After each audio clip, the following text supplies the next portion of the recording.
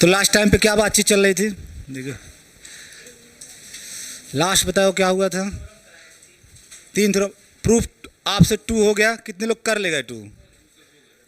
कितने कितने नहीं कर पाए, या कितने लोग ट्राई ही नहीं किए?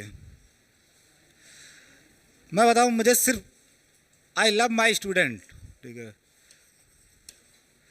ऐसे तुम लोग बनाते हो, दिल दिल हमारा गोला बन गया, ठीक है। आई love my student a lot more than मी। मैं अपने आप से ज़्यादा मैं अपने विद्यार्थियों से प्यार करता हूँ, ठीक है, अपने ज़्यादा। मुझे तब दुख होता है, कभी भी मुझे अपने विद्यार्थियों से दुख नहीं होता, तब दुख होता है जब आप कोशिश नहीं करते, ठीक है। आपको कोई काम दिया जाए, ट्राई तो कीजिए, लगा नहीं पा रहे वो अलग बात है, ठीक है, कोशिश तो करना चाहिए। कोशिश किए सर, हो नहीं पाया, गए चाटी रोटी खाए फिर सो गए, कोशिश किए नहीं, ये थोड़ा।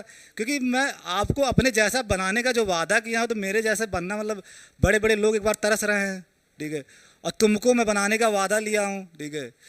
तो उसके लिए कुछ तो डेडिकेशन, पैशन चाहिए आपके अंदर, ठीक है। वन वे ट्रैफिक तो हो नहीं सकता, ठीक है। जब कुछ तुम वर्कआउट करेंगे, तब वर्कआउट करोगे तभी काम होगा, ठीक है।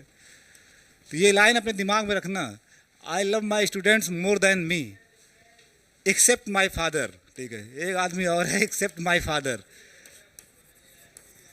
मैं अपने से भी उतना ज़्यादा प्यार नहीं करता हूँ। हाँ, इनको कुछ हो जाए तब मुझे रोना आता है। अगर इनको कुछ हुआ, मम्मी को भी बीमार उमार हो जाते तो उतना टेंशन नहीं होता मुझे। Mummy my mummy is iron lady, ठीक है, आयरन लेडी, वो बड़ी कॉन्फिडेंट है। लेकिन पापा को कुछ हो जाता है तो मैं नहीं रोक पाता, फिर इमोशनल। जैसे उस दिन रोहित शर्मा रो दिया तो मैं रो दिया, ठीक है, रोहित शर्मा रो दिया। और मैं ऐसा नहीं कि मर्द को दर्द नहीं होता है, मेरे को होता है। मैं भरपूर रोता भी हूँ और भरपूर हंसता भी हूँ, ठीक है। तो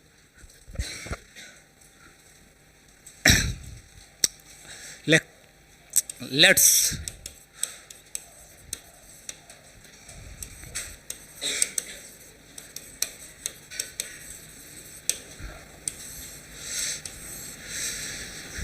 जो लोग ट्राई किए हैं वो लोग हमसे चेक करवा लेंगे, ठीक है, बाहर में रहूँगा। और जो लोग नहीं ट्राई किए हैं, ठीक है, एक ग्रुप बन गया है ना आप लोगों का, तो बहुत ऐसा आर्गुमेंट नहीं है, सिमिलर आर्गुमेंट है। तो कुछ चीज़ें जो होगा तो मैं उसको ग्रुप में डाल दूंगा, या उसमें भी किसी को दिक्कत होगी तो मैं क्लास में करवा दूंगा।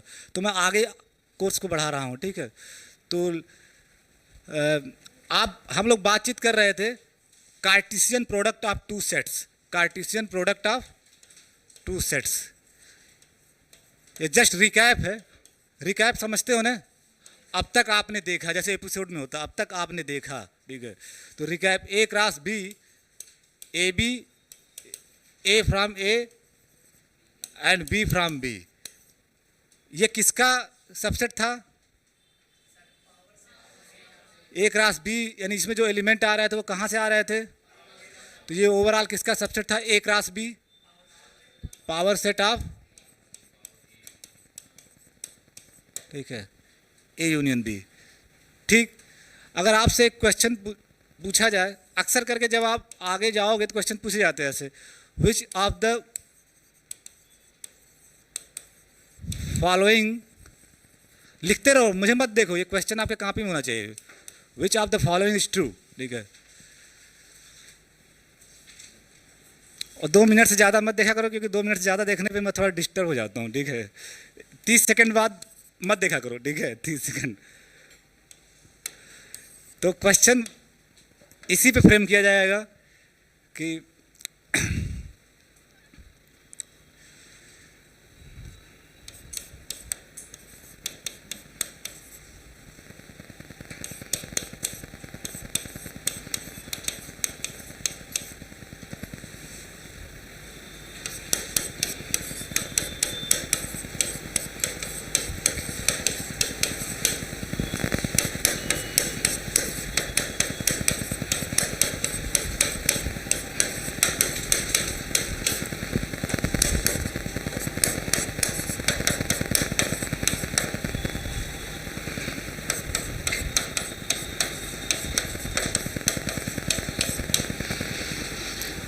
कौन सा इसमें सही है?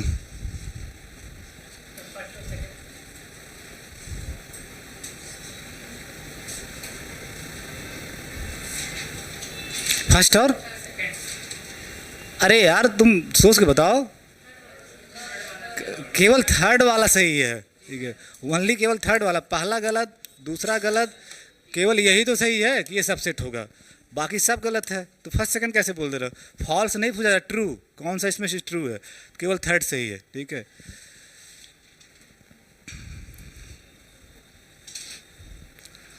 ठीक, लिख लो, आराम से लिख लो, कोई दिक्कत नहीं है, ठीक है। We are in the business of analysis, ठीक है। एट प्रेजेंट ये अभी का एक्सपीरियंस नहीं है। अपने उत्तर प्रदेश में 2 यूनिवर्सिटी मेन है, एक इलाहाबाद विश्वविद्यालय और एक बनारस। 4 सालों से, पिछले जो 4 साल, तुम्हारा 5वां साल है, 5वां क्या 6ठा साल है, 1 साल बीच में ओडी भी पढ़ाया था, ठीक है, 6ठा साल है। 4 साल एनालिसिस, 1 साल ओडी, ये फिर रियल एनालिसिस। मैं वहाँ के भी बच्चों से बात करता हूँ, यहाँ के भी बच्चों से बात करता हूँ। इस समय सबसे अच्छे एनालिसिस अगर कहीं के बच्चे जानते हैं तो वो इलाहाबाद विश्वविद्यालय के बच्चे जानते हैं। अब इलाहाबाद विश्वविद्यालय मतलब उससे रिलेटेड जितने भी एफिलिएटेड लोग हैं सब, ठीक है। कारण ये है क्योंकि उनको अब सोचना आ गया है, वो चीज़ अब रटते नहीं हैं, ठीक है। आपको एक डेटा देता हूँ कि एक बार कोरोना आया था ना बीच में, कोरोना, तो हम लोग घर से क्लास लेते थे, घर से क्लास लेते थे ऑनलाइन डिजिटल पैड पे। कोरोना में तो वो था, ठीक है। जब मैं क्लास लेना चालू किया था, गूगल मीट पे एक टाइम पे 100 लोग जुड़ सकते हैं, आपको पता होगा, 100 लोगों से ज़्यादा नहीं जुड़ सकते, ठीक है। और मैं गूगल मीट पे क्लास लेता था, 225 230 लड़के जुड़ते थे, ठीक है, जिसमें से 40 से 50 लड़के बीएचयू से जुड़ते थे, ठीक है, 40 से 50 लड़के, ठीक है, बनारस हिंदू यूनिवर्सिटी से यहाँ की क्लास करते थे, एयू की क्लास करते थे, इन पर्टिकुलर एनालिसिस जो मैं पढ़ाता। और ये हकीकत है, ये मेरे किसी भी रिसर्च स्कॉलर दोस्त से पूछ लेना कि कितने लड़के सर की क्लास में जुड़ते थे, ठीक है, जिसमें 40 से 50 बीएचयू से। अभी भी कुछ यहाँ लड़के हैं वहाँ के जो आईआईटी में गए हैं, वो मुझे खास करके लड़कियाँ, ठीक है, पढ़ने में ज़्यादा मैच्योर होती हैं, तो आईआईटी कुछ गई है। अभी एक दिन मैसेज की थी, हालांकि मैं उसको नहीं जानता, वो पढ़ती थी मेरे एमएससी, उसका भाई यहाँ एमएससी करता था, उसकी बहन वहाँ से बीएससी करती थी, और उसकी जैम में रैंक 7 या 6 या 7 रैंक थी। तो उसने मैसेज किया था मेरे पास कि सर मेरी ये रैंक है। तो मैं तो बहुत ज़्यादा खुश होता नहीं हूँ, थोड़ा सा लिख दिया छोटा बहुत कांग्रेचुलेसन्स, ठीक है। मेरे खुशी, मैं एक ही चीज़ पे खुश होता हूँ, जब कोई बन जाए आईएएस, ठीक है, बाकी वो तो ठीक है, उस दिन मैं उसको पार्टी देता हूँ, ठीक है।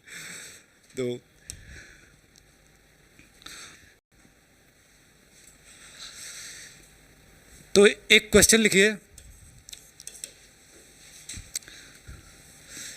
कार्टेशियन प्रोडक्ट का ही सवाल है, लेट, और ये थोड़ा बचपन में, मतलब एक ये मेरा आइडिया तो थोड़ा समझो, एक छोटे से एग्जाम्पल से मैं एक चीज़ जनरलाइज करने वाला हूँ। मैं कहता हूँ ना बार बार, साइंस या मैथमेटिक्स में वी यूज समथिंग, ऑब्जर्व, फिर जनरलाइज देम, फिर जनरलाइज करने के बाद जनरलाइज देम। तो A equal to 1 2 3 and B equal to A B, ठीक है, ए बी, ठीक है। तो फाइंड, जल्दी से आप लोग ए क्रॉस बी बताइए क्या आएगा।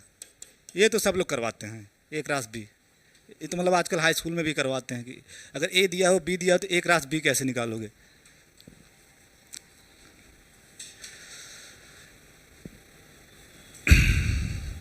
सबका निकल जाना चाहिए, ए क्रॉस बी निकल गया, हाँ बहुत अच्छे। जिनका निकल गया वो बैठे रहे हैं, एक लड़के का निकल गया। कितने निकल गया, कितने एलिमेंट उसमें आए? 6 एलिमेंट। तुम्हारा निकल गया, सबका निकल गया। अब आप मैच कर लिए, जो मैं लिख रहा हूँ वही आपका आया है। जब भी आप कार्टेशियन प्रोडक्ट निकालते हो तो ऑर्डर्ड पेयर ही तो आएंगे, और ऑर्डर्ड पेयर में पहला एलिमेंट ए से आना चाहिए, दूसरा एलिमेंट बी से। तो यहाँ का एक एलिमेंट उठाओ एक, और दोनों के साथ ऑर्डर्ड पेयर बनाओ, 1 ए 1 बी। फिर यहाँ दूसरा एलिमेंट उठाओ दोनों के साथ, ठीक है, 2 ए 2 बी। फिर यहाँ का तीसरा एलिमेंट उठाओ, ठीक है, दोनों के साथ 3 ए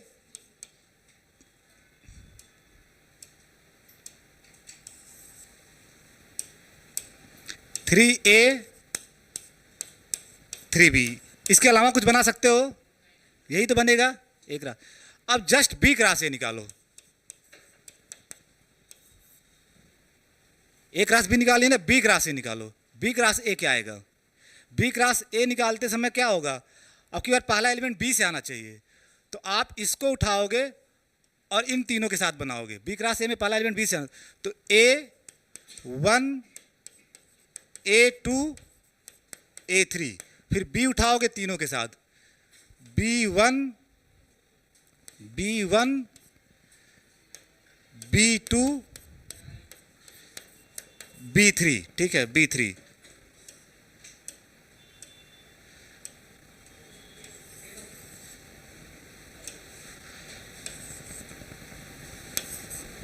ये आपका ए cross B B cross A है। आप बताओ क्या ए क्रॉस बी क्रॉस ए के बराबर है? क्या बराबर तभी होगा जब दोनों में सेम एलिमेंट हो। क्या दोनों में सेम एलिमेंट हैं? 1A और A1 अलग अलग है। तो आपसे एक यहाँ से आप चीज़ ऑब्जर्व करो कि इन जनरल, ये एग्जाम्पल बता रहा है कि in general A cross B is not equal to B cross A. आप एग्जाम्पल से देख रहे हो कि ए क्रॉस बी क्रॉस ए के बराबर नहीं होगा जनरली, ठीक है। इन जनरल मीन्स अगर बराबर नहीं है तो क्या, अगर ए क्रॉस बी क्रॉस ए के बराबर नहीं, इसका मतलब क्या कहोगे कि कार्टेशियन प्रोडक्ट जो है वो कम्यूटेटिव नहीं होता है। कार्टेशियन प्रोडक्ट कम्यूटेटिव नहीं होता है, तो Cartesian product is not commutative. Cartesian product bracket में लिखना इसको, Cartesian product is not commutative. Cartesian product is not commutative.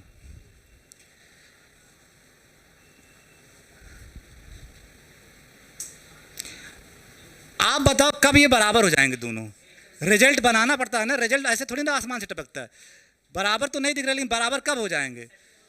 जब ये और ये बराबर हो जाएं, और ये और ये बराबर होंगे तो A बराबर 1 हो जाए, ठीक है, यानी दोनों सेट बराबर हो जाएं, ठीक है। तो नेक्स्ट रिजल्ट लिखो कि रिजल्ट, इसको बस आपको जानना है, रिजल्ट विदाउट प्रूफ।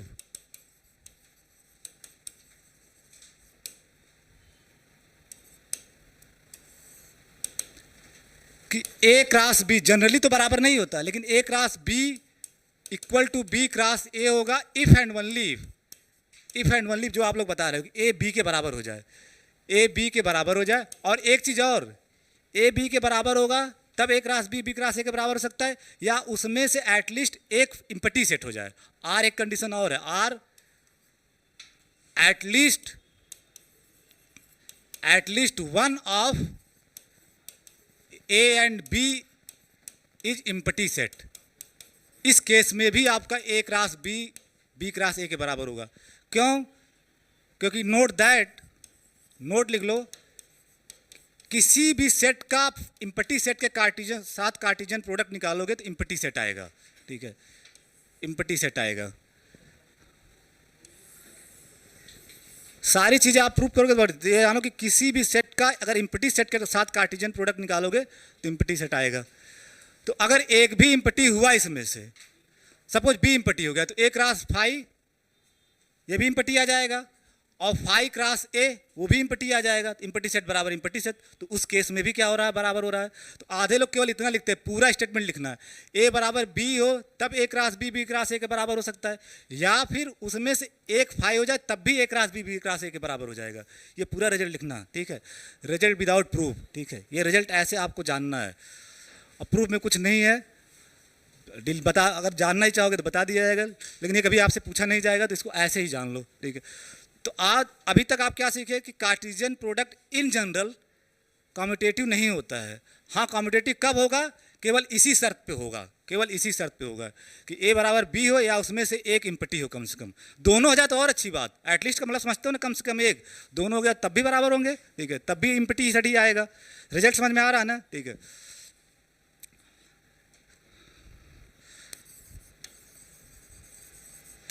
रिजल्ट को ज़्यादातर आप लोग जहाँ पढ़ते होंगे वहाँ प्रपोजिशन बहुत लोग लिखवाते होंगे, प्रपोजिशन थ्योरम, मेरे लिए वो रिजल्ट है, उनका जो प्रपोजिशन थ्योरम है मेरे लिए रिजल्ट है। तो रिजल्ट लेट, और इस पे आप, ये आपके एग्जाम में पूछा जा सकता है, जहाँ मैं स्टार बनाता हूँ ना, ये आपके बीएससी के एग्जाम में भी पूछा जा सकता है। Let A B, C and D be sets.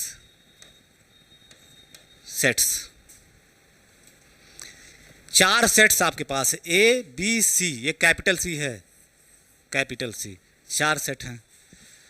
Then A cross B, यानी A Cartesian product B, intersection C cross D, C cross D, A और बी का कार्टेशियन प्रोडक्ट और सी और डी का कार्टेशियन प्रोडक्ट लो और इंटरसेक्शन लो, इक्वल टू आता है, equal to पहले वाले का पहले वाले सेट के साथ, यानी पहले वाले का पहले वाले सेट के साथ इंटरसेक्शन, ए इंटरसेक्शन सी और दूसरे वाले का दूसरे वाले के साथ इंटरसेक्शन बी इंटरसेक्शन डी, और बीच में क्या आएगा, कार्टेशियन प्रोडक्ट। ठीक है, Cartesian product, this is the beautiful result. ठीक है, इसका प्रूफ मैं करवाऊंगा, ये प्रूफ आपसे पूछा जा सकता है एग्जाम में, पहले आप समझ लो क्या रहा है। ठीक है, कि A cross B intersection C cross D इसके बराबर हो जाता है। ठीक है, कि पहले का पहले के साथ इंटरसेक्शन ले लो, क्रॉस प्रोडक्ट दूसरे का दूसरे के साथ इंटरसेक्शन। ठीक है, ठीक है, प्रूफ, ये स्टेटमेंट लिख लिया ना आप लोग, पेज वापस नहीं करवाना है। ठीक है, लिख लियो तभी आगे बढ़ें। ठीक है,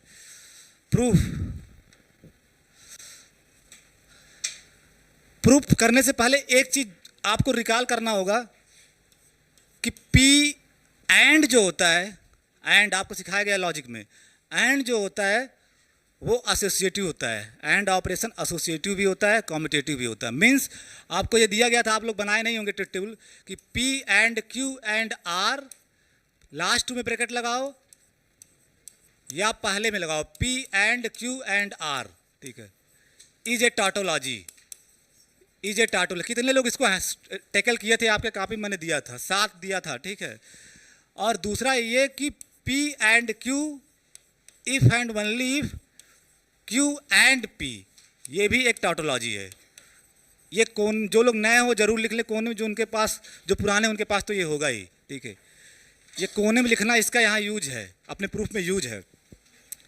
पहला क्या कहता है कि एंड जो होता है वो एसोसिएटिव, एसोसिएटिव का मतलब ब्रैकेट लगाने से कोई फर्क नहीं पड़ेगा, लास्ट 2 में ब्रैकेट लगाओ या पहले 2 में ब्रैकेट लगाओ, एक दूसरे को इम्प्लाई कर देगा।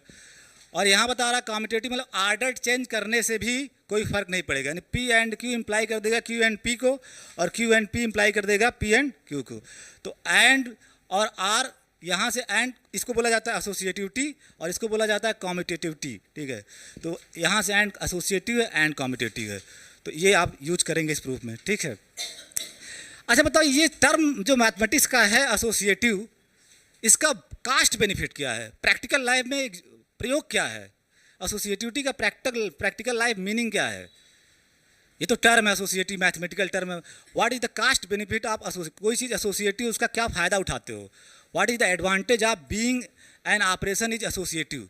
और कोई ऑपरेशन जैसे एंड ऑपरेशन है वो एसोसिएटिव, तो उसका फ़ायदा क्या उठाओगे? जैसे आप थोड़ी देर के लिए मैं बचपन में जा रहा हूँ, आप एडिशन ऑफ रियल नंबर पढ़ते हो ना, तो 2 + 4 + 6 प्लस जो मन में आया आप लिख दो, 7 लिख दिया जाए। ठीक है, चूँकि प्लस एसोसिएटिव है, प्लस एसोसिएटिव है, तो आप कहीं से भी जो कहीं ब्रैकेट लगा के आप कहीं ब्रैकेट लगा के काम करना चालू करो, आपका उत्तर एक ही आएगा। जैसे अगर मैं बीच में 2 ब्रैकेट लगा रहा हूं तो क्या आएगा, ये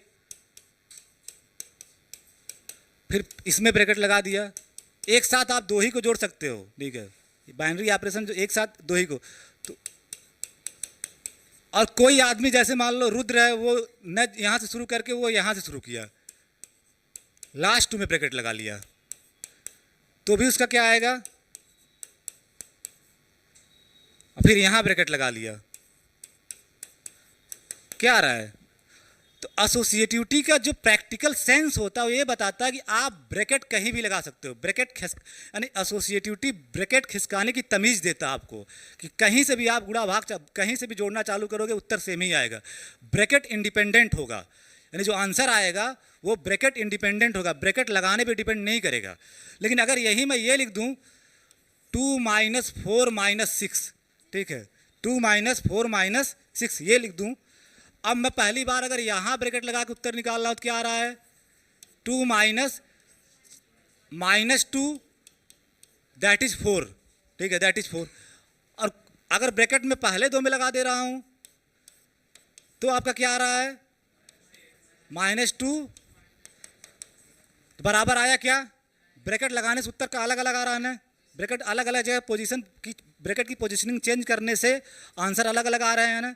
इसका मतलब क्यों ऐसा हो रहा है, क्योंकि जो निगेटिव होता है माइनस जो आप पढ़ते हो एसोसिएटिव नहीं होता है।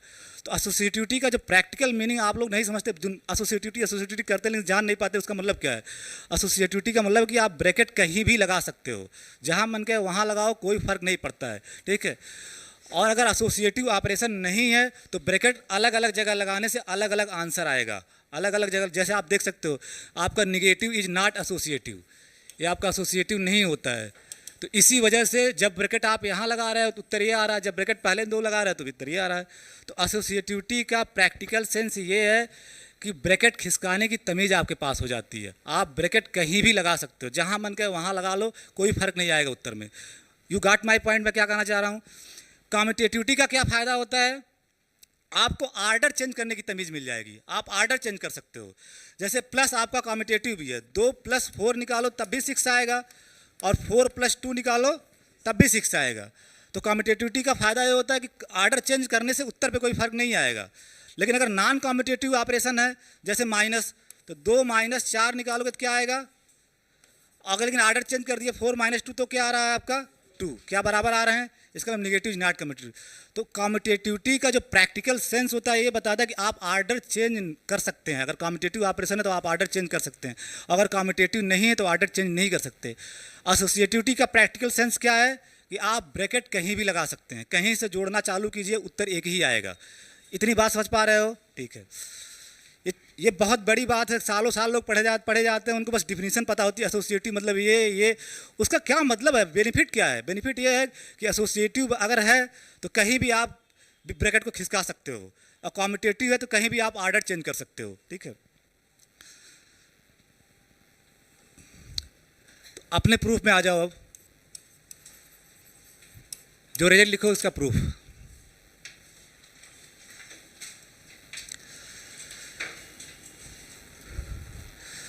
आपको दिखाना एक बार उसको देख लो जो प्रूफ करा, वो दोनों सेट ही हैं, दोनों सेट को बराबर दिखाना है, दोनों सेट हैं, दोनों सेट को बराबर दिखाना है। क्या था पहला, तो लेट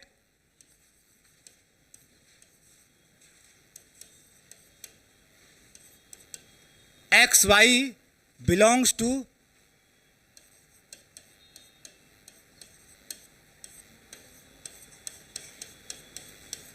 ठीक है, लेट XY। आप बताओ केवल x क्यों नहीं लिखा गया, क्योंकि कार्टेशियन प्रोडक्ट आ रहा है ना, कार्टेशियन प्रोडक्ट आ रहा है। आधे लोगों के दिमाग में इंटरसेक्शन है तो केवल भी लिख सकते हैं, लेकिन इंटरसेक्शन जिनका किया जा रहा है वो खुद ऑर्डर्ड पेयर उसमें आ रहे होंगे, जिनका इंटरसेक्शन किया जा रहा है उसमें भी तो ऑर्डर्ड पेयर ही आ रहे होंगे, तो इंटरसेक्शन में भी ऑर्डर्ड पेयर आ रहे होंगे। तो let XY belongs to this implies, अगर XY इंटरसेक्शन में है, अगर XY आपका पहले इंटरसेक्शन की डिफिनीशन लगाओ, अगर XY इंटरसेक्शन है इसका मतलब XY इसमें भी आएगा और इसमें भी आएगा, ठीक है। टच करने से गायब हो जाता है क्या,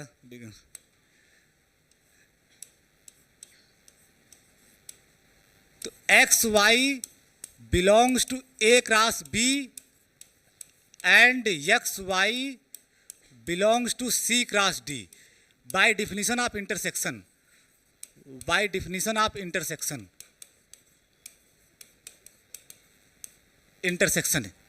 की डिफिनीशन से।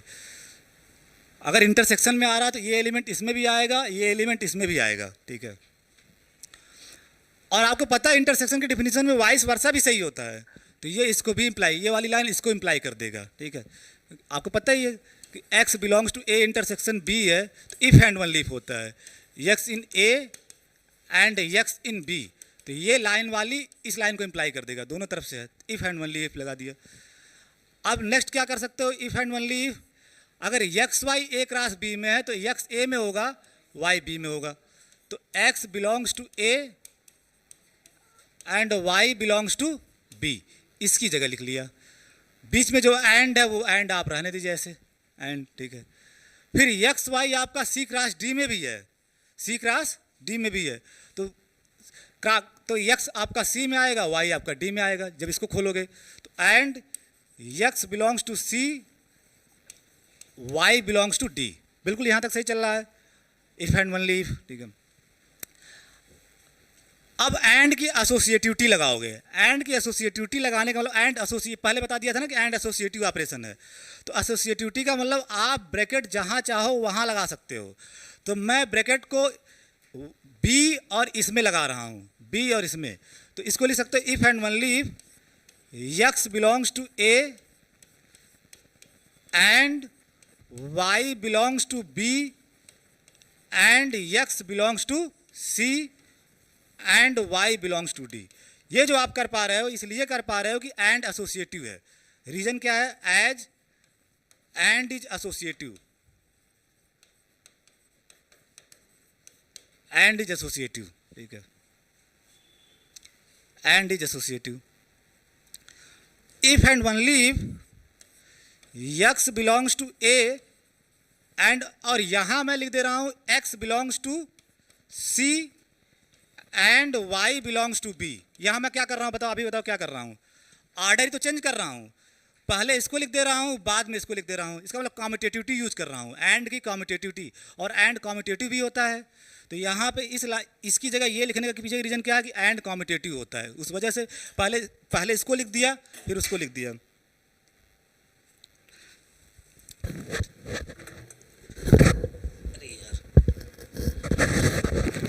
वो तो मुझे पुष्पराज का डायलॉग याद आ गया, झुकता नहीं, ठीक है ठीक है, बट मैं झुकता हूँ, वो फिल्मी डायलॉग है, ठीक है। तो इस ये एज इट इज वैसे रहने दिया, एंड आपका वैसे रहने दिया। यहाँ पे मैं क्या कर रहा हूँ, पहले इसको कर ले रहा हूँ बाद में इसको। क्यों कर रहा हूँ? क्योंकि एंड कॉम्यूटेटिव है, एंड कॉम्यूटेटिव। बाकी जो है फिर वो लिख लो, and Y belongs to D, जो था उसको as it is copy paste, ठीक है, वाई बिलोंग्स टू डी। इस लाइन में जो आप कर रहे हो उसका रीजन क्या है? रीजन क्या है? एज या बिकॉज। एज मतलब क्योंकि, एज एंड जो होता है एंड इज कॉम्यूटेटिव,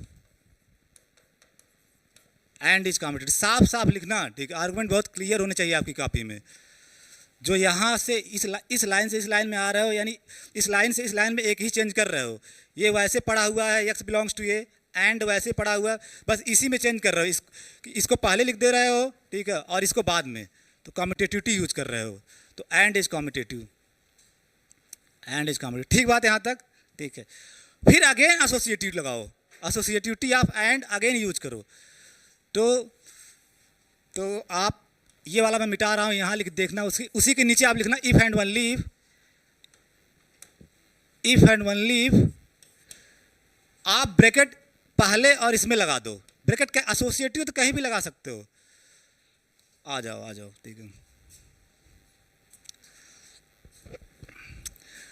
तो x belongs to A and x belongs to c, इसको इसके साथ कर लिया एसोसिएटिविटी की वजह से। एंड इसको इसके साथ कर लो, y belongs to b, y belongs to b and y belongs to d।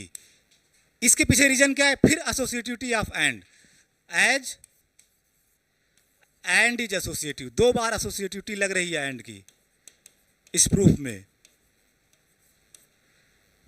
Associativity, ठीक है। अब आपको कहानी दिख रहा हो, अगर x a में है और x c में, इफ एंड ओनली इफ अगर x a में है और x c में है, तो x कहाँ चला जाएगा?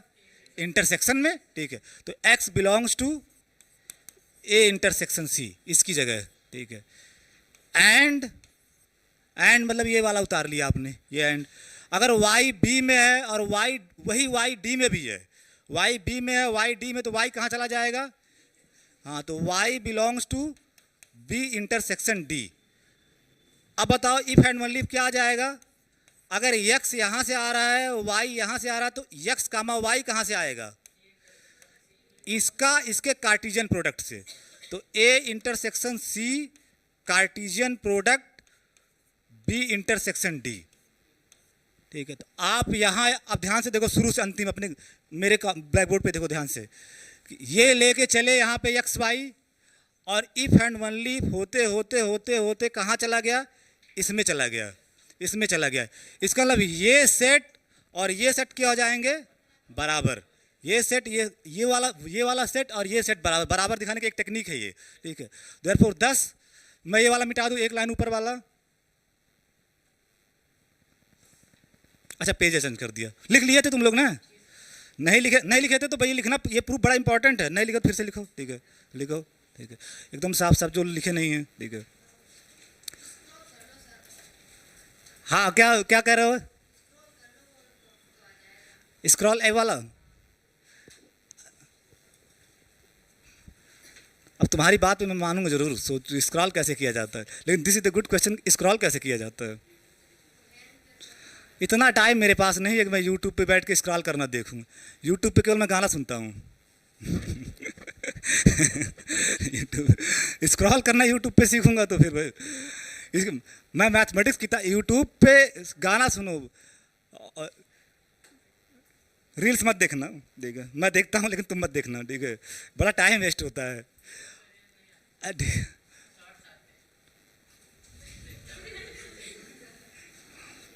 थैंक्स फॉर करेक्टिंग मी, ठीक है, करेक्टिंग मी, ठीक है। वो तो यही तो कहा था, my audience is more intelligent than me. बताओ, इससे पता चला कि उसको क्या बोलते हैं, शॉर्ट्स, ठीक है। इंस्टाग्राम पे जो लगाते हो उसको क्या बोलते हो, और फेसबुक पे जो लगाते हो उसको क्या बोलते हो, और व्हाट्सएप पे जो लगाते हो उसको क्या बोलते हो, ठीक है। तो मैं केवल स्टेटस लगाता हूँ। 10 आपका कंक्लूजन हो गया, ठीक है, आप दिखा दिए वहाँ 10 जो आपको दिखाना था।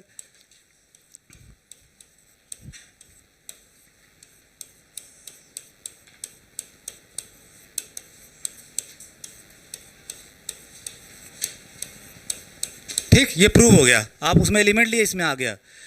ये प्रूव हर आदमी कॉपी में होना चाहिए। This is the beautiful result of set theory, ठीक है। ठीक है, ए बी सी डी अगर 4 सेट्स है, कार्टिजन प्रोडक्ट और इंटरसेक्शन आपस में इस तरह से रिलेटेड होते हैं। कैसे आप इसको अपने दिमाग में बैठाओगे, कुछ करना नहीं है। जब भी ऐसा आए तो पहले वाले के साथ इंटरसेक्शन लोगे, ए इंटरसेक्शन सी, दूसरे वाले का दूसरे वाले के साथ इंटरसेक्शन लोगे, और बीच में कार्टिजन प्रोडक्ट लिख देना है, ठीक है। इन पर्टिकुलर, इसका पर्टिकुलर केस लिखो ऐसे, पर्टिकुलर केस, ये तो जनरल प्रूफ आपने कर दिया, general A B C D 4 sets हों, ठीक है, उनके लिए। इन पर्टिकुलर आपको गणित में एक ट्रिक बता रहा हूं, जब तक अनटिल अनलेस वो न एक है कि ए बी सी डी चारों डिस्टिंक्ट सेट्स हैं, तो आप उसमें सेम भी ले सकते हो। ये मैथमेटिक्स का एक ट्रिक है, आधे लोग जो जैम है उनका आधे सवाल इसी में गलत करके आते हैं। जब तक कि मेंशन न कर दिया जाए कि A B C D distinct हैं, तो आपके पास लिबर्टी है, आप 2 को बराबर भी ले सकते हो। तो इन पर्टिकुलर केस में वही होगा कि सी की जगह take C equal to B, C को बी ले लिया, ठीक है, C equal to B and D equal to A, then A cross B, और सी की जगह आप क्या रख दोगे, बी, और डी की जगह क्या रख दोगे, ए, बी क्रॉस ए। उस साइड भी तो रखोगे, इक्वल टू क्या आ जाएगा आपका, A intersection B cross B intersection A, ये तो आया बी इंटरसेक्शन ए। जहां डी था बस कुछ नहीं था, इसी में जहां सी था वहां आपको बी रखना था, ठीक है, तो यहां रख दिया बी, और डी था वहां ए रखना था, रख दिया। इधर जहां सी था वहां आपको बी रखना था, रख दिया, ठीक है, और जहां डी था वहां ए था, रख दिया, ठीक है। आपको पता है कि इंटरसेक्शन कॉम्यूटेटिव होता है, इंटरसेक्शन तो कॉम्यूटेटिव होता है, तो ए इंटरसेक्शन बी, और इसको लिख सकते हो cross product A intersection B, ठीक है, ए इंटरसेक्शन बी। तो ये लाइन आप ब्रैकेट में लिखना रेक्टेंगल में, A cross B intersection B cross A is equal to this much. ये आगे यूज होगा एक जगह पे, और ये आया उसी से, वो जनरल केस है, उसी का पर्टिकुलर केस है ये। बस इसी रिजल्ट में जहाँ सी है वहाँ बी रख दिया, जहाँ डी है वहाँ ए रख दिया, दोनों साइड, तो यही आएगा। किसी कोई दिक्कत? कोई दिक्कत हो तो यही पूछ लो, ठीक है, क्योंकि इसका यूज होगा वहाँ। अगर आप भूल गए तो फिर मज़ा बहुत लेता हूँ मैं जान लो, छोड़ता किसी को नहीं हूँ। मैं सम्मान भी बहुत करता विद्यार्थियों को। जब आप कह दिए कि हाँ हाँ सब बढ़िया है, तो सब जो बढ़िया है तो कहा बता नहीं रहे हो, ठीक है। एक रास भी ये हो गया ना, ठीक है। अब एक नोट लिखो, नोट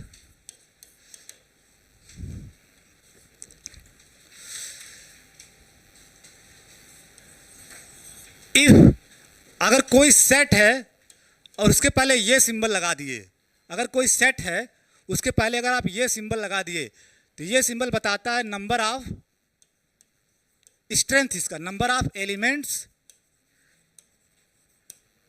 इन ए। किसी भी सेट के पहले ऐसे, जिसको मॉड बोलते हैं ना, मॉड ऑफ सेट का मतलब ये होता है number of elements in set ए, ठीक है।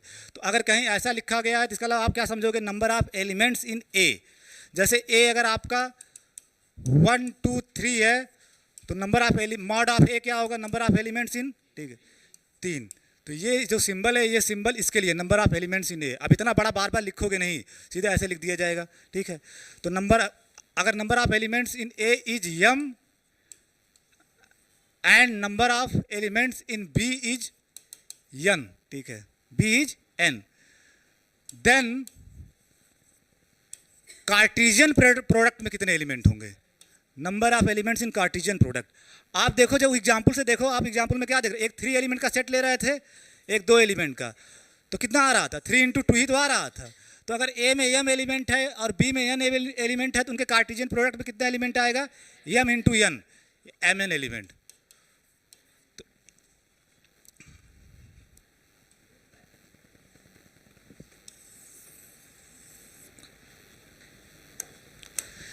नोट 2, इसी के नीचे दूसरा नोट, ये सब की आगे जरूरत है। जो भी मैं बताता हूँ अंतिम सत्य है, सब आपके कॉपी में होना चाहिए, ठीक है, ठीक है। If number of elements in A is n, अगर ए में नंबर ऑफ एलिमेंट्स n है, then the number of elements in power set of A, जो कि आप बचपन से जानते हो क्या आता है, अगर किसी सेट में n एलिमेंट है, उसके पावर सेट में कितने एलिमेंट होंगे, 2 की पावर n। कभी कभी इसका प्रूफ पूछ लेते हैं, तो what is the argument behind this, जल्दी जल्दी बताओ, आर्गुमेंट क्यों होगा ऐसा। हाँ, तो लिखोगे कैसे उसको, तो मैं लिख रहा हूँ, जल्दी जल्दी लिखिए कि suppose that if P then Q, आपके पास ये है, जब भी if P then Q result है, मतलब ये वाला आपके पास दिया गया है और ये आपको प्रूफ करना है, ये आपको प्रूफ करना है। तो सपोज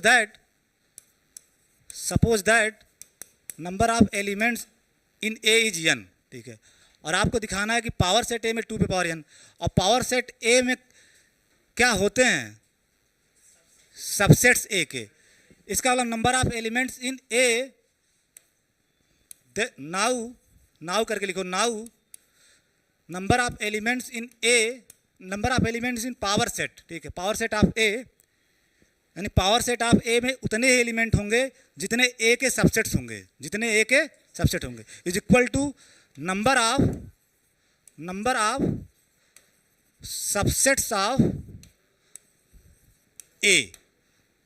और प्रिसाइज होना चाहो तो नंबर ऑफ ऑल सबसेट्स लिख दो, जिससे क्लियर रहे आपको, मतलब सारे सबसेट्स, जितने भी सबसेट्स हो सकते हैं ए के, वही पी ए में आएंगे, क्योंकि P A is the collection of all subsets of A. तो पी ए में कितने एलिमेंट आएंगे, जितना ए के सबसेट्स होंगे, जितना ए के सबसेट्स होंगे। अब ए के कितने सबसेट्स होंगे, अगर n एलिमेंट है, कितने सबसेट्स होंगे, आप बनाओ ना, सबसेट बनाते समय क्या करते हो, एलिमेंट लेके सबसेट बनाते हो ना, एक 0 एलिमेंट लेके सेट बनाओ, ठीक है। तो नंबर ऑफ सबसेट्स लिखो, जैसे मैं लिख रहा हूं, number of subsets of A containing 0 element, containing 0 element मतलब no element, containing no element.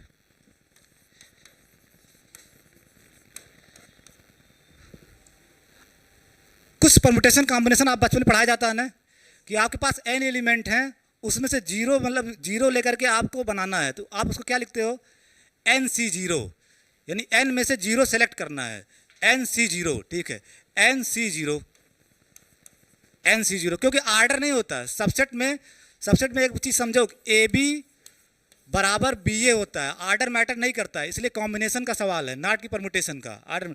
तो number of subsets of A containing no elements क्या होगा, n में से केवल जीरो एलिमेंट ले रहे हो, n एलिमेंट है ना A में, उसमें से जीरो एलिमेंट सेलेक्ट करके आप सेट बना रहे हो, जीरो एलिमेंट सेलेक्ट करके आप सेट बना रहे हो।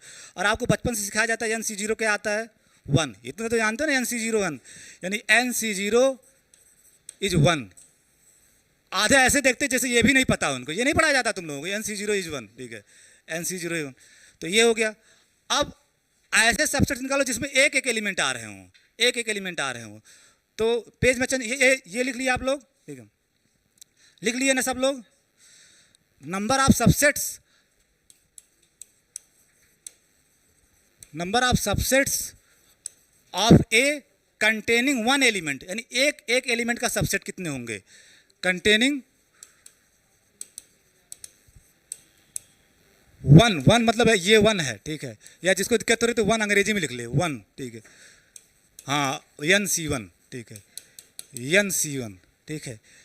एज द सेम पैटर्न दो दो एलिमेंट का सबसेट कितने आएंगे, NC2, वो क्या आएगा, वो number of subsets of A containing two elements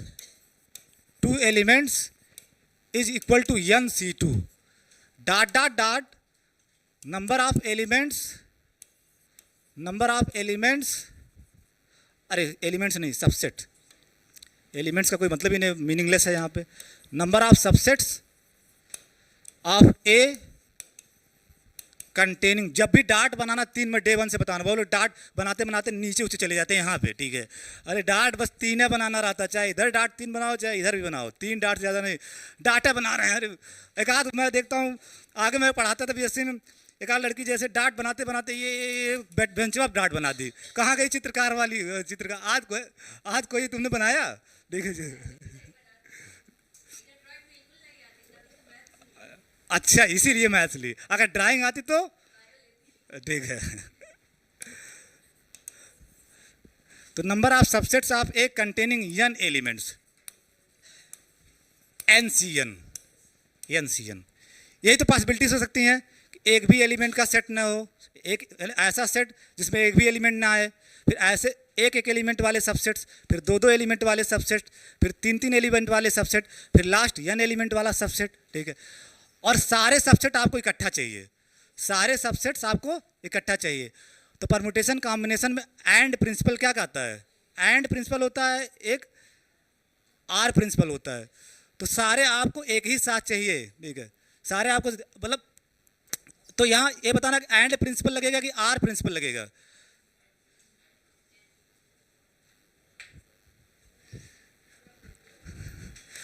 छोड़ो, अच्छा एंड आर में कंफ्यूजन हो, ज़्यादा कंफ्यूजन है। टोटल नंबर ऑफ सबसेट्स, उसमें जाके ज़्यादा confuse, total number of subset, कुछ चीज़ें अभी आप लोगों को न बताना ज़्यादा सही। Total number of subsets of A क्या होगा, सबको जोड़ लो, सीधे सीधे सबको जोड़ लो, सब निकाले हो सब जोड़ लो, तो NC0 NC1 NC2 NCN, ठीक है, सीधे सीधे सब आप अलग अलग निकाल लियो, सबको जोड़ लो, इतने टोटल सबसेट्स होंगे एक total number of subsets of है दिस, 0 एलिमेंट वाले सबसेट, 1 एलिमेंट वाले सबसेट, 2 एलिमेंट वाले सबसेट, n एलिमेंट वाले सबसेट, सबको आप ऐड कर लिए। ये बताओ ये क्या आता है, ये आपका 1, तो इसी के नीचे लिखना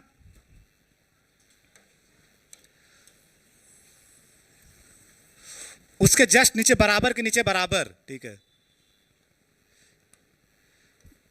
मैं ऊपर लिख रहा हूं, आप इसी के नीचे कंटिन्यू करना। तो NC0 की जगह क्या लिख दोगे, 1, NC1 NC2 और NCN भी क्या आता है, तो तुमको चूज ही नहीं पता है एन सी एन, नहीं बता तो छोड़ दो, एन सी एन ही रहने दो। एन सी एन भी बनाता है, ये सही बताया, एन सी एन भी बनाता है, n P n factorial n आता है। अब इसकी वैल्यू क्या क्या आएगी आपको, एक 1 प्लस एक्स पे पावर एन का कोई बता सकता है एक्सपेंशन, जहाँ एन नेचुरल नंबर है। 1 प्लस एक्स पे पावर एन का एक्सपेंशन कितने लोगों को याद है, ये आजकल 9 वाले भी सीखते हैं इसको। 1 प्लस एक्स पे पावर एन का एक्सपेंशन पूरी क्लास को नहीं पता है।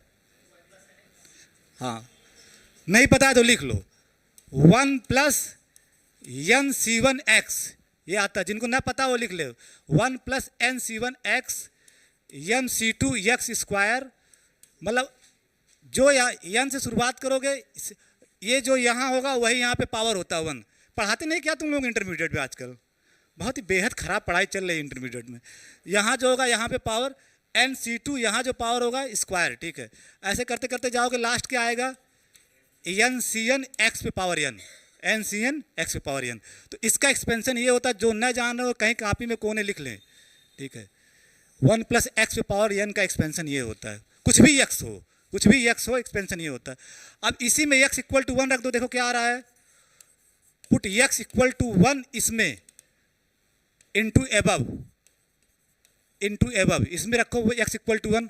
जब सारे एक्स के लिए वैलिड है तो एक्स इक्वल टू 1 के लिए भी तो वैलिड होगा। तो 1 प्लस यानी 2 पे पावर एन, और यहाँ क्या आ जाएगा 1, और ये क्या आ जाएगा एन सी, एक्स तो 1 हो गया ना, एन सी 1 ही तो बचेगा, एन सी 1 एक्स 1 हो गया, एन सी 2 और plus dot dot dot n C n. देखो यही तो है आपका, ये यही तो है जो लिखा गया है, ये इस साइड में यही तो है, 1 plus n C 1 plus n. जब आप इसमें एक्स रखोगे तो यहाँ एन सी 1 बचेगा, यहाँ एन सी 2 बचेगा, यहाँ एन सी एन, एक्स की जगह आप 1 रख दे रहे हो। तो 2 पे पावर एन बराबर क्या आ गया, 1 plus n C 1 plus n C 2 dot dot dot n C n. तो जहाँ ऐसा मिल गया उसकी जगह क्या लिख सकते हो, 2 पे पावर एन, तो इक्वल टू 2 पे पावर एन। इसके नीचे लिखना, इसके नीचे लिखना आप अपने कापी, इसके नीचे ये 2 पे पावर एन होता है। क्यों होता है सब आपको समझाया गया है, कोई चीज़ डायरेक्ट नहीं है, सबका रीजन आपके पास क्यों होता है। पहले ये एक्सपेंशन लिखे और इसमें एक्स इक्वल टू 1 रखोगे तो अपने आप यही चीज़ आ जाएगी, ठीक है। 2 पे पावर एन बराबर दिस, तो इस ये आपके पास पहले था, इसके बराबर 2 पे पावर एन लिख दिया, तो प्रूफ हो गया ना।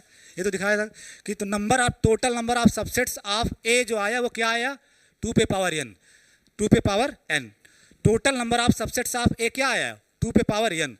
और जितने ए के सबसेट्स होंगे वही पावर सेट ए में एलिमेंट होंगे, वही पावर सेट ऑफ ए में एलिमेंट होंगे ना। जितने भी सबसेट्स होंगे उनकी संख्या गिन लो, वही पावर सेट ऑफ ए में एलिमेंट होंगे। तो इसी के नीचे लिखना, ठीक है।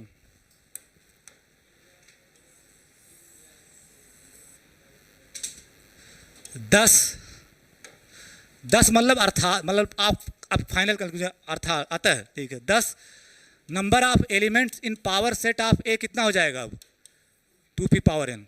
क्यों, क्योंकि आप कैलकुलेट कर लेना कि जितने ए के सबसेट्स होंगे उतने ही इसमें एलिमेंट की संख्या होगी, उतने ही पी ए में एलिमेंट की संख्या होगी।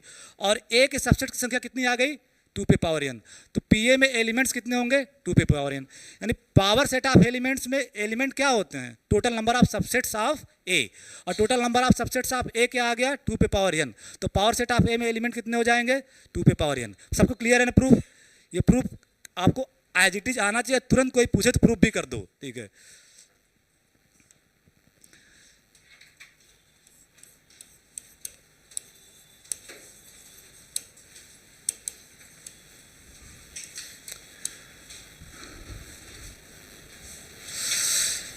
अब next topic is the relation. Set is finished, relation is start, ठीक है।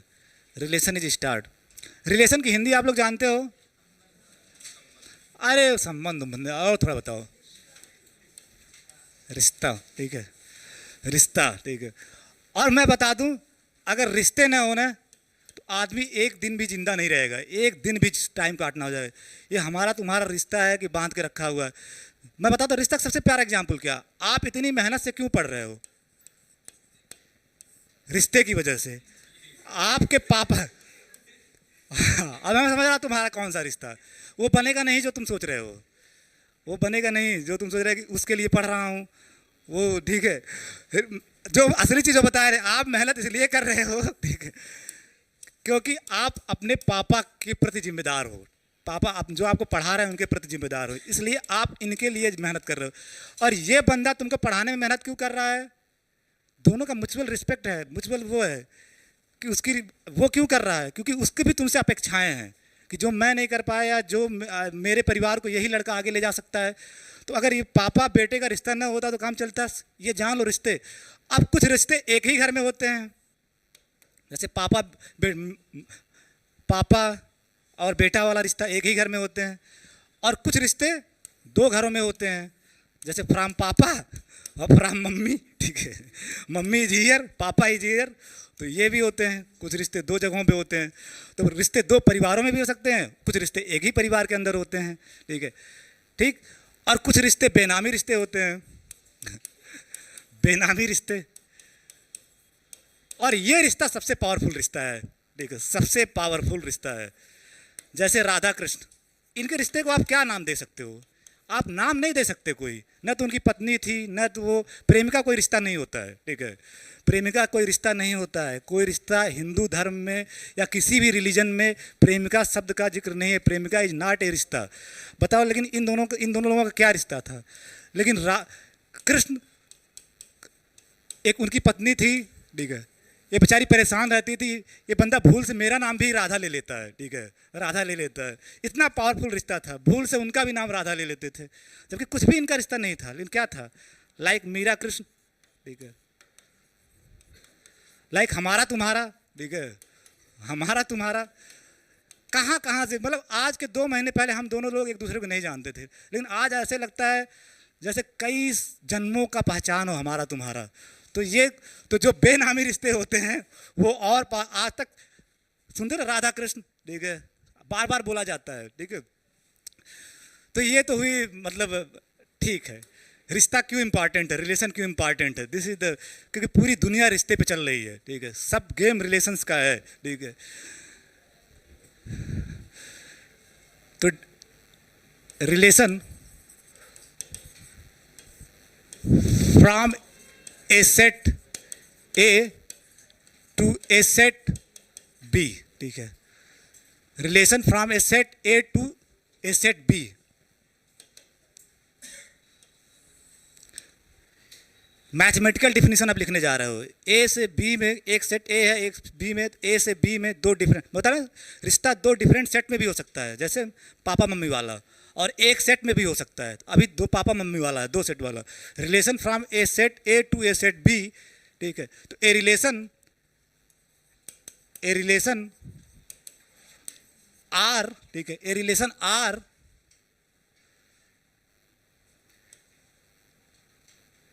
From a set A to a set B is यानी ए से बी में a relation R from a set A to set B. Chhaya कहाँ है? छाया समझो, मैं तो कहती मुझे डिफिनीशन नहीं समझ में आता है, ठीक है। A relation R from a set A to a set B is defined as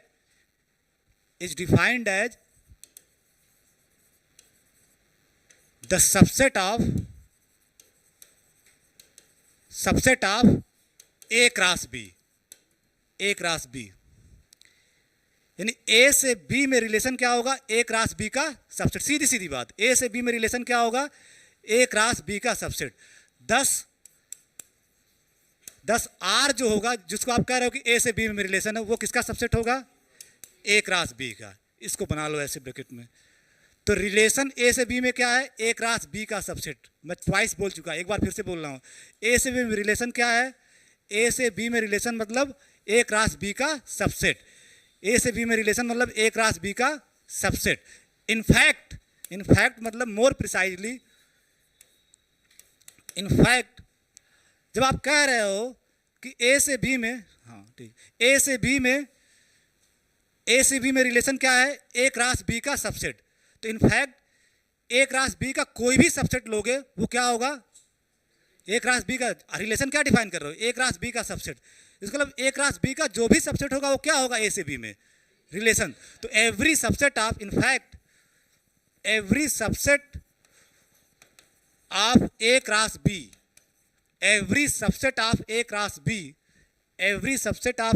B, is ए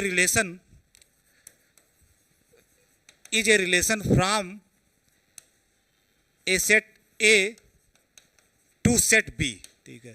यानी ए क्रॉस बी का कोई भी सबसेट ले लोगे ना, वो एक रिलेशन होगा कहाँ से कहाँ, ए से बी में। जैसे फॉर एग्जांपल एक छोटा सा एक सेट ले लो, ये डिफिनीशन सबको क्लियर है ना, या डिफिनीशन क्लियर होगी तभी आगे बढ़ना है। रिलेशन कैसे डिफाइन किया जा रहा है, ए क्रॉस बी का सबसेट। इसका मतलब ए क्रॉस बी का जो भी सबसेट होगा वो क्या होगा, ए से बी में रिलेशन। तो वही बात मैंने लिखा, every subset of A cross B is a relation from A to B, A to B में, यानी कोई भी ए क्रॉस बी का सबसेट लोगे वो ए से बी में क्या होगा, रिलेशन। तो जैसे आप ए ले लिए 1 2 और बी ले लिए ए, तो ए क्रॉस बी क्या आएगा आपका 1A 2A। इसका जो भी सबसेट लोगे वो एक रिलेशन होगा ए से बी में। इसके कितने सबसेट हो सकते हैं, ए क्रॉस बी में 2 एलिमेंट हैं, इसके कितने सबसेट हो, 2 पे पावर 2 4, वो चारों क्या होंगे, एक इम्पटी सेट, एक इम्पटी सेट। इसका मतलब ए से बी में इम्पटी सेट भी रिलेशन है, और एक सिंगल्टन एक 1 और एक इससे, और एक पूरा एक क्रॉस बी होगा। तो जितने सबसेट होंगे हर सबसेट, यानी ये भी सब ए से बी में रिलेशन है, ए से बी में रिलेशन। सीधी सीधी बात जान लो, ए क्रॉस बी का कोई भी सबसेट लोगे वो ए से बी में क्या होगा, रिलेशन। आज यही मैं ख़त्म करके जा रहा हूँ कि ए से बी में रिलेशन मतलब ए क्रॉस बी का सबसेट, यानी ए क्रॉस बी का सबसेट जो ही आपके पास है इसका मतलब आपके पास ए से बी में रिलेशन है, ए से बी में रिलेशन है, ठीक है। क्लास इज ओवर, बाकी कल बात करते हैं। कल शाम में आपकी क्लास होगी 5 बजे।